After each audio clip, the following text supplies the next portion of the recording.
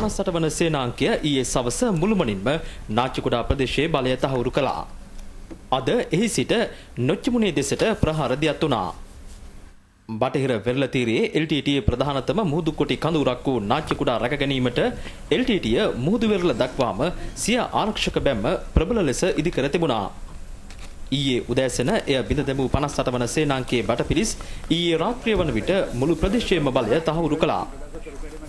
යුද හමුදාවට අවම හානියකින් මෙම LTTE බලකොටුව අත්පත් කර ගැනීම කැපී පෙනෙන කරුණක්.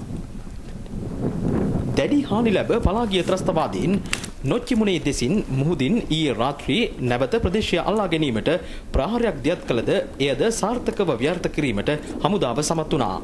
මීට දශක දෙකකට පෙර උතුරේ සරු දීවර බිමක් වූ නාච්චිකුඩා කලපු ආශ්‍රිත මත්ස්‍ය කර්මාන්තයට දැඩි ප්‍රසිද්ධියක් ඉසිලුවා.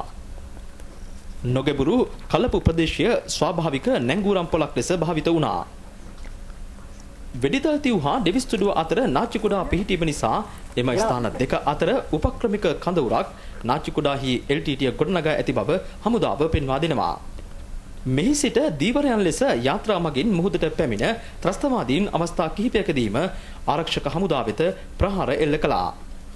එමෙන්ම LTTE දීවරයන් ලෙස පෙනී සිටිමින් රාමේශ්වරම් මුහුදු ප්‍රදේශයෙන් ආයුධ හා ඔවුන්ගේ සැපයුම් මුහුදු මාර්ගයේ ඔස්සේ පවත්වාගෙන යාමටද නාච්චිකුඩා නැංගුරම්පොළ භාවිත කර ඇති බව හමුදාව තහවුරු කරනවා. නිලාවේලි හික්කඩුව පාසකුඩා උණවටුන වැනි ශ්‍රී ලංකාවේ අතිශයින්ම සුන්දර වෙරළ තීරයන් අතරට මෙම නාච්චිකුඩා වෙරළ තීරයද එකතු වෙනවා. දැඩි රළක් නොමැති මුහුදු තටාකයක් ලෙස මෙම නාච්චිකුඩා වෙරළ තීරයද අපට හැඳින්විය හැකියි. ඒ නිසා අනාගතයේදී සංචාරක කර්මාන්තය වඩාත් ප්‍රමුඛ ලෙස ප්‍රචලිත කිරීමට යෝග්‍ය වූ භූමියක් ලෙසත් මෙම නාච්චිකුඩා වෙරළ ආශ්‍රිත ප්‍රදේශය අපට හඳුන්වන්නට පුළුවන්. වසර 20ක් තිස්සේ ත්‍රස්තවාදී ග්‍රහණයේ පැවති මෙම නාච්චිකුඩා ප්‍රදේශය යලිත් මෙරට ජනතාවට දැන් හිමිව තිබෙනවා. රූපවාහිනී සමන් කුමාර රාම වික්‍රම නාච්චිකුඩා වෙරළ තීරයේ සිට